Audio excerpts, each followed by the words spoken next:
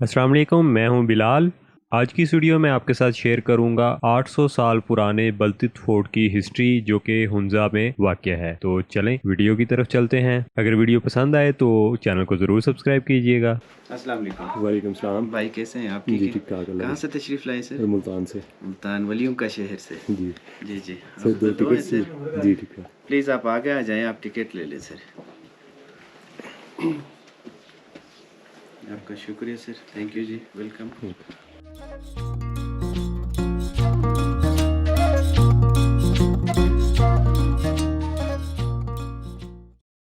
अस्सलाम वालेकुम। मेरा नाम अजलान शोर में स्पोर्ट का गाइड हूँ। मैं आज आपका टूर करने निकालूंगा।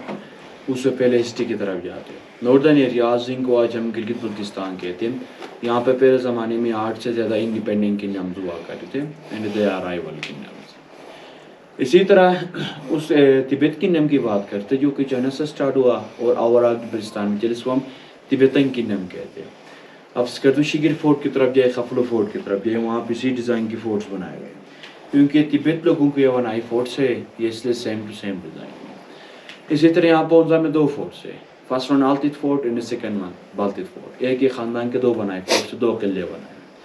पहले वहाँ पर आल्तित फोर्ट में यहाँ पे शिफ्ट हुए। लोकल्स के मुताबिक आल्तित फोर्ट जो है 1000 साल पुराना फोर्ट है, जबकि बाल्तित फोर्ट जो है ये 800 साल पुराना फोर्ट है। ये फोर्ट एक ही हुक्मरान के दौर में इतना बड़ा फोर्ट नहीं बनाया। हर एक हुक्मरान ने अपने टेस्ट के मुताबिक अलग अलग रूल्स बनाए गए। 30 से ज़्यादा जनरेशन गुजरे, 30 से ज़्यादा हुक्मरान गुजरे। ये बाल्तित फोर्ट 45 साल तक खाली रहा था क्योंकि जब यहाँ का लास्ट जो मीर ऑफ हुंजा जो था, मीर मोहम्मद जमाल खान, 1945 को ये फोर्ट छोड़ कर अपना मॉडर्न न्यू पैलेस बना के शिफ्ट हुए थे, जो कि दरबार होटल को बैक साइड में इनका अब न्यू पैलेस है। तब ये फोर्ट 45 साल तक बंद रहा था। इस फोर्ट की सही देखभाल न होने की सूरत में इसके अंदरूनी हालत जो थी वो ख़राब हो चुकी थी। इनके दीवारों में क्रैक्स पड़ चुके थे और इस फोर्ट के गिरने का ज़्यादा चांसेस थे। तब प्रिंस करीम आगा खान ने इस फोर्ट के ऊपर 6 करोड़ रुपए लगा के इस फोर्ट को रिनोवेट किया, क्योंकि जो हमारे आगे जनरेशन आ रहा है उनको अपना पास्ट का पता चले, माजी का पता चले। इस फोर्ट का रेनोवेशन का जो काम था वो 1990 में स्टार्ट हो गया एंड 6 ईयर्स में कंप्लीट हो गया। 1996 में इस फोर्ट की ओपनिंग की। इस फोर्ट की ओपनिंग में ओवरऑल दीवार 26 एम्बेसडर्स आए थे और उनके साथ जो हमारे पाकिस्तान के एक्स प्रेसिडेंट जो थे फारूक अहमद खान लगारी भी आए थे इस फोर्ट की ओपनिंग करने में। वही उस टाइम का रिसेप्शन हॉल था, लॉबी था। इस फोर्ट के सामने से प्रॉपर एंट्रेंस होती और बैक साइड से एग्जिट थी। फिर इसी जगह में मीर अफुंजा के खास मेहमान आते, फिर वो उनको वेलकम करके अपने रूम की तरफ ले जाते। इसी जगह में लोगों से टैक्सेस भी वसूल करे थे। उस टाइम करेंसी नहीं होती, बोटर ट्रेड होती, मीन्स की माल के बदले में माल। कोई पैसों की शक्ल में टैक्सेस नहीं बढ़ता था, गंदम अनाज की शक्ल में टैक्सेस बढ़ते थे। आपके कदमों के नीचे इस साइड पे 7 अलग अलग स्टोर बनाए गए और इस साइड पे भी 7 अलग अलग स्टोर बनाया गया। इन गोदाम के नीचे से दरवाज़ा नहीं रखे थे, वो इसलिए नहीं रखते क्योंकि बाहर से कोई हमला करे तो वो आसानी से गंदम न निकाल सके। ये मेन एक्सेस था, यहाँ से टैक्सेस डालते भी थे और निकालते भी थे। ये उस टाइम के कल्ले के गोदाम में जहाँ पे लोग गंदम अनाज की शक्ल में टैक्सेस भरते थे। ये 9 फुट डीप पे है और 6 बाय 6 स्क्वायर फीट में। ये मेन एक्सेस था। यहाँ से रस्सी की मदद से पता शख्स को नीचे उतारते थे और पैमाने के तौर पर वो ऑब्जेक्ट इस्तेमाल करते नीचे से गंदम निकालने के लिए। 1 पैमाना 2 पैमाना, बाकी से मकदार के हिसाब से नीचे से गंदम निकालने के लिए।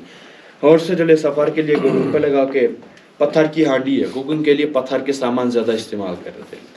बैक साइड में कुछ तीर लगे हुए, बोजन एरोज डिज़ाइन जो है मंगोलियन डिज़ाइन के तीर है, जो कि फर्स्ट वेपन है हुंजा में डिफेंसिव और हंटिंग के लिए। इसी तरह आप लोगों क्या होगा कि इस फोर्ट के दरवाजे छोटे बनाते हैं। इन दरवाज़ों को छोटे बनाने की 3 वजूहत बयान करते हैं। फर्स्ट वन है रिस्पेक्टेड डोर्स। एहतरामान तौर पर दरवाजे इस्तेमाल होते हैं, झुक के अंदर आना होता था, इनको रिस्पेक्टेड डोर्स कहते हैं। सेकेंड जो है डिफेंसिव डोर्स कहते थे, दुश्मन को रोकने में आसानी होती है। बाहर से अगर कोई दुश्मन हमला करे तो वो 20 के 20 एक ही टाइम इंटर हो सके, इनको डिफेंसिव डोर्स भी कहते थे। थर्ड जो है टेम्परेचर के लिहाज से छोटा बनाता है। हुंजा भी सर्द इलाका, उस टाइम भी सर्दी ज़्यादा हो, जिससे वो लोग की छत को भी लो बनाता और इन दरवाज़ों को भी छोटा बनाते क्योंकि हवा जो है आसानी से इंटर ना हो सके। नेक्स्ट रूम की तरफ जाएंगे। जो नेक्स्ट रूम में कैद खाना जेल का रूम है, जहाँ पर लोगों को कैद करके रखते थे। वहाँ पे आयरन ग्रिल्स हमने आपकी आसानी के लिए लगाए। उस टाइम रस्सी की मदद से कैदों को नीचे उतारते थे और मैक्सिमम 3 to 4 डेज आपको यहाँ पर कैद करके रखते थे, फिर फर्दर उनमें पनिशमेंट होती है। इसी तरह जो जंगी कैदी होते थे उनको चाइना काशगर की तरफ ले जाके गुलामों की शक्ल में फ़रोग देते हैं। करीबी जो है चाइनीज़ का बॉर्डर टच होता है, उस टाइम के लोग तिजारत ट्रेड वगैरह चाइनीज़ के साथ ज़्यादा करते हैं। सेंटर में फीमेल ड्रेसेस है। इनको खुले इसलिए बनाते थे क्योंकि उस टाइम हुंजा में सर्दी ज़्यादा होती थी, -30 तक भी चले जाते थे। लोग अपने ड्रेसेस को कम्बल के तौर पर भी इस्तेमाल करते थे, इससे वो लोग खुला ड्रेसेस रखते थे। इनमें जो ड्रेसेस है इनके ऊपर जो डिज़ाइन है ये कश्मीरी डिज़ाइन के ड्रेसेस है जो कि कश्मीर की तरफ से गिफ्ट होते हैं मीर अफरोज़ा के लिए। आपके बैक साइड में कुछ वर्ल्ड मैप्स है। इन मैप्स के इस किले के साथ डायरेक्टली कोई ताल्लुक नहीं है, लेकिन ये थोड़ा ओल्ड मैप्स है। फर्स्ट जो मैप है 13th सेंचुरी का मैप है जो कि लातिनी ज़बान में लिखा है। सेंटर में है 1550 में 15th सेंचुरी का मैप है जो कि फ्रेंच लैंग्वेज में लिखा है। Both are world maps, first one 13th century and centre one 15th century. जो था उस टाइम का सिक्रेसी प्लानिंग हॉल था, ऐवान मजलिस शूरा इस्तेमाल करते। इस रूम को बेसिकली उस दौर की मीटिंग रूम थी। मीर अफरोज़ा के खास मेहमान इस रूम में आते थे और वो लोग अहम मौजू पर यहाँ पे मीटिंग करते थे। इस रूम को वो लोग विंटर रूम भी इस्तेमाल करते और समर रूम भी इस्तेमाल करते।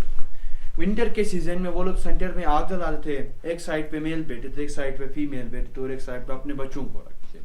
आज भी उनका किसी 90% किसी घर में चले जाए, वहाँ पे हम आज भी इसी तरह से अपना घर बनाते हैं। जब विंटर सीजन आता उस टाइम के लोग इस रूम जो है इसके सेंटर में आग जलाते थे। इन दरवाजों को जब बंद करते थे इस रूम में 24 घंटे तक गर्मी रहती थी, क्योंकि इस रूम के जो दीवारें बनाते हैं वो लोग मोटे भी बनाते हैं और छोटे भी बनाते हैं। मोटा बनाने का मकसद इस तरह था कि दीवारें जो इंसुलेशन तौर पे इस्तेमाल होते हैं, अंदर से जो गर्मी है वो बाहर नहीं निकलती। जब समर सीजन आता उस टाइम के लोग इन दरवाजों को भी खोल कर रखते और छत के सेंटर में होल रख के इसको भी खोल कर रखते। वेंटिलेशन हवा के रुख के जरिए से अंदर सर्दी होती है। आप महसूस करेंगे बाहर जो रूम था उसमें गर्मी है, इस रूम में सर्दी है। वो लोग किस तरह विंटर्स और समर रूम्स बनाते हैं। स्पोर्ट का हर एक रूम के साथ छोटा स्टोर बनाते हैं, जो कि साइड पे भी एक स्टोर बनाया और साइड पे भी नीचे एक स्टोर बनाया, क्योंकि इनके जो जरूरत की चीजें होते थे वो लोग विंटर सीजन के लिए यहाँ पे स्टोर करके रखते हैं। इवन स्पाइसेस को भी वो लोग ड्राई करके रखते हैं विंटर सीजन के लिए। इस साइड पे देखिए बंकर जैसा बॉक्स नजर आएगा, दिस इज ट्रेजर बॉक्स। जब दिसंबर 1891 में ब्रिटिश ने इस फोर्ट के ऊपर हमला किया तो यहाँ के लोगों ने गोल्ड वगैरह जो थे यहाँ पे छुपाए थे, उस टाइम की ट्रेजर बॉक्स थी। बैक साइड में देखिए 2 बॉक्स में पीतल के बर्तन नजर आएंगे। ये पीतल के बर्तन 1911 के बाद इस फोर्ट में आए थे। जब यहाँ का मीर जो थे मीर मोहम्मद हुसैन खान 1911 को दिल्ली दरबार चले गए थे, तब उसने वहां से अपने जरूरत के मुताबिक ये पीतल के बर्तन इस फोर्ट में। इस साइड पे देखिए 150 साल पुराना कालीन है जो कि हैंडमेड कालीन। उस टाइम उज़्बेकिस्तान समरकंद बुखारा की जो कालीन होते हैं वो ओवरऑल दीवार में छोड़ते हैं। थ्रू खान मॉडल इस कालीन की इस फोर्ट में लाए थे यहाँ पे रखने के लिए। नीचे जो बिछा के हमने कालीन रखे व्हाइट और ब्लैक कलर की मिक्सिंग में, ये उस जमाने में भी बनाते और या भी बनते लोकल सतह पर। उस जमाने में देखे तो हुंजा में कॉटन नहीं होता था। वो लोग अपने कालीन वगैरह जो थे, इवन ड्रेसेस भी याक के बाल और बकरियों के बाल से बनाते, मिक्सिंग में बनाते और या भी बनते लोकल सतह पर। नेक्स्ट रॉयल किचन की तरफ जाएंगे, शाही बावर्ची खाने की तरफ जाएंगे।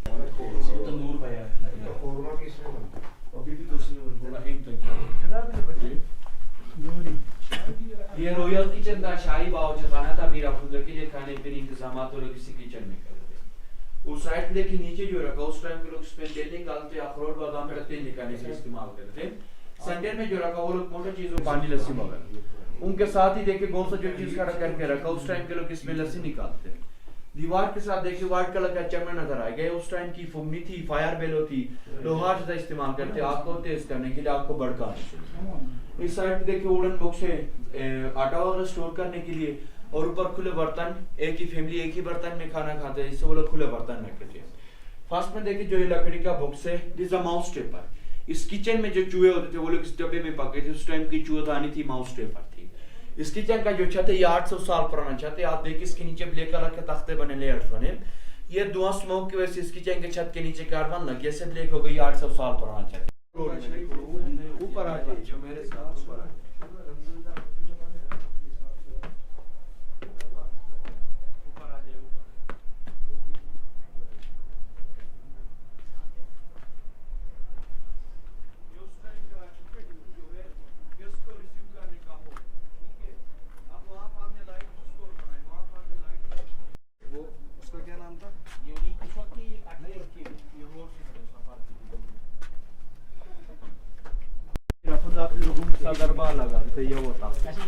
नॉर्दर्न एरियाज के पहाड़ों में 3 किस्म के जानवर पाए जाते हैं। First one ibex, centre one markhor and third one भी आइबेक्स के।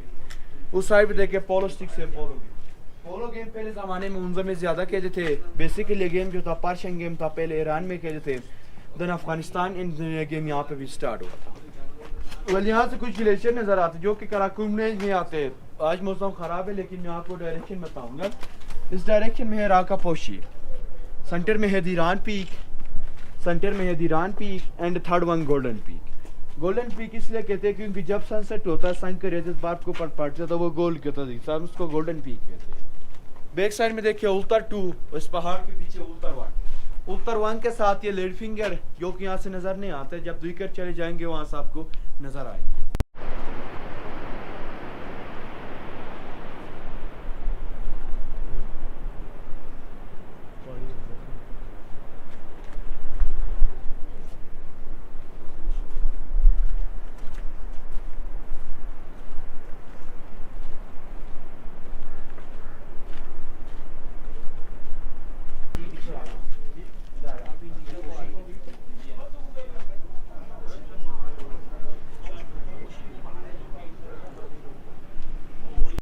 और इस सामने रूम में हमने 2 तरह का पिक्चर लगाए, एक साइड पे प्रिंस करीम आगा खान के पिक्चर्स और एक साइड पे हुक्मरानों के पिक्चर्स हैं। प्रिंस करीम आगा खान का हुक्मरानों और इस किले के साथ डायरेक्टली कोई ताल्लुक नहीं है, लेकिन इस किले को जिंदा रखने में इसका ज्यादा डोनेशन इस्लाम ने इनके पिक्चर्स यहाँ पे लगे। और एक साइड पे उन हुक्मरानों की पिक्चर स्टार्ट होती है। मीर गजा खान का जो रूल था वो 1803 से 1886 तक है। ये जो पिक्चर बनाई है पेंट के जरिए से ख्याली पिक्चर बनाया, क्योंकि उस टाइम टेक्नोलॉजी नहीं थी फोटोग्राफी के लिए। इनके 2 बेटे थे, मीर सफदर खान और मीर मोहम्मद खान। दिसंबर 1891 में ब्रिटिश ने इस फोर्ट के ऊपर हमला किया तो यहाँ से चाइना की तरफ फरार हो गए। चाइना का आश्कार में अपना नेशनल के लिए। इनके भाई जो थे मीर मोहम्मद अजीम खान, सितंबर 1892 से 1938 इनके भाई को अंग्रेजों ने दोबारा वेलकम किया इस तख्त को संभालने के लिए और वो दोबारा इस फोर्ट में आ गए। इनके दौर में ज्यादा एडिशन हुआ था कि कलरफुल शीशे और नीचे मैंने पीतल का बर्तन देखा था। तो इनके बेटे जो थे मीर गजा खान 1938 से 1945 इनके दौर में ये लोग ये फोर्ट छोड़ कर अपना मॉडर्न न्यू पैलेस बना के शिफ्ट हुए। फिर इनके बेटे जो थे मीर मोहम्मद जमाल खान 1945 से 1974 बिफोर 1947 ओवरऑल पाकिस्तान में सबसे ज्यादा प्रिंस स्टेट अलग रियासतें थे, उनमें यह हुंजा भी शामिल था। हुंजा पहले अलग स्टेट था, अलग रियासत था। इसलिए जब 3 नवंबर 1947 को काजी आज़म को लेटर लिखा कि हुंजा जो है पाकिस्तान के साथ इल्हाक होना चाहते, तब इनके दौर में हुंजा पाकिस्तान के साथ इल्हाक हो गया था। बिफोर 1947 वो लोग ये फ्लैग इस्तेमाल करते जब हुंजा अलग स्टेट था, अलग रियासत था। यह बोझ एरोस तीर और कमान डिफेंस और बहादुरी का सिंबल शो करता है और ऊपर चांद स्टार जो कि हमारा पाकिस्तान के झंडे में वे means as a Muslim show करता है। और अब जो हमारा करान पीर मीर गजनफर अली खान जो कि प्राइम डोनर भी है बाल्टिक फोर्ट का और एक्स गवर्नर भी रवास बल्तिस्तान का। इनकी वाइफ जो है रानिया फुंदा रानिया तेखा और इनके बेटे जो प्रिंस शाह सलीम खान, ये तीनों हयात नीचे न्यू पैलेस पे रहते हैं। इनके कोई सरमोनी ड्रेसेस है जो कि अमीर मोहम्मद जमा खान ने भी पहना हुआ है, इन्होंने गिफ्ट के डोनेट किया वो ड्रेसेस है। उस साइड पे देखिए डिफेंस के सामान है, तलवार वगैरह, और इस साइड पे देखिए Marco Polo ship. Northern areas के पहाड़ों में ये जानवर भी पाए जाते हैं। ये इसका ओरिजिनल है, ये रियल है। मार्को जो है कि इटालियन नाम है। जब 13वीं सेंचुरी में इटालियन शख्स वो खान बॉर्डर से तो अफगानिस्तान की तरफ जा रहा था, तब उसने इसका नाम मार्को पोलो शिप रखा था। इसको हम अपने बुशिस की लैंग्वेज में रुश कहते हैं क्योंकि शीप की तरह होता है। इसके जो सीन्स होते हैं वो 3 टाइम टर्न होते हैं और वजन इतना बढ़ता है, इसका नीचे जो गला वो टूट जाता है, इसका इतना वजन बढ़ता है इसके सीन्स की वजह से। अब ये जो स्पीशीज मिलते हैं ये इंडेंजर स्पीशीज तरफ जा चुके कम मिलते हैं। ये रॉयल समर बेडरूम है। आप देखिए नीचे की निस्बत इन्होंने इस फोर्ट का जो ऊपर पोर्शन जो है यहाँ पे इन दरवाजों को भी बढ़ाया है और इस छत को भी बढ़ाया है, यहाँ पे विंडोज का भी एडिशन किया। वेंटिलेशन हवा के रुख के लिए वो लोग कैसे समर रोज बनाते हैं। ये उस ओल्ड कालीन की कॉपी है जो कि बारतख्त में बिछाते हैं। मीरा फुंजा के लिए उस ओल्ड कालीन की कॉपी है। बैक साइड में देखिए कुछ चाइनीज लैंग्वेज में फ्रेम्स लगाए गए, एक साइड चाइनीज और एक साइड फारसी है। ये चाइनीज के साथ ट्रेड एग्रीमेंट्स थे, तिजारती माहदे थे 1930 से 1931 के दौरान। ऊपर सीलिंग डिजाइन कश्मीरी डिजाइन की सीलिंग है। ये कश्मीरी डिजाइन की सीलिंग और आगे हम कलरफुल शीशे देखेंगे जो कि 1911 के बाद इस फोर्ट के एडिशन में लाई चीजें थे। और ये वो लेटर जो 3 नवंबर 1947 के यहाँ का मीर मोहम्मद जमाल खान ने काजी आज़म को लेटर लिखा था कि उनसे जो पाकिस्तान के साथ इल्हाक होना चाहते हैं, उस लेटर की कॉपी है।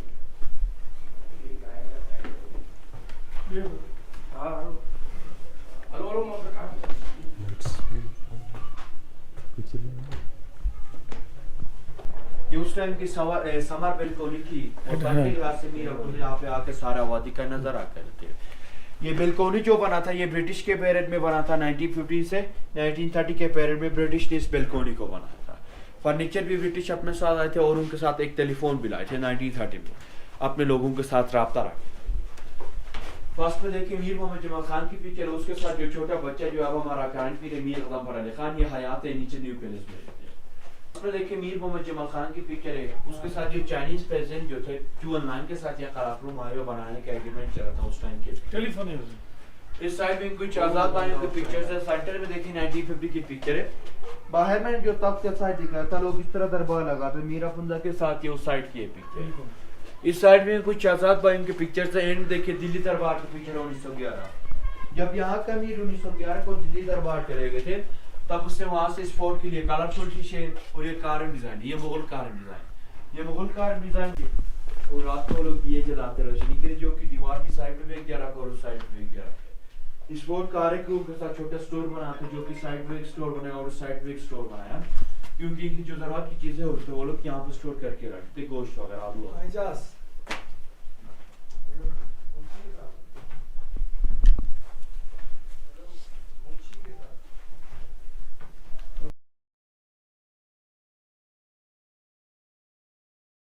कहते हैं चाइना से गिफ्ट होता है मेरा।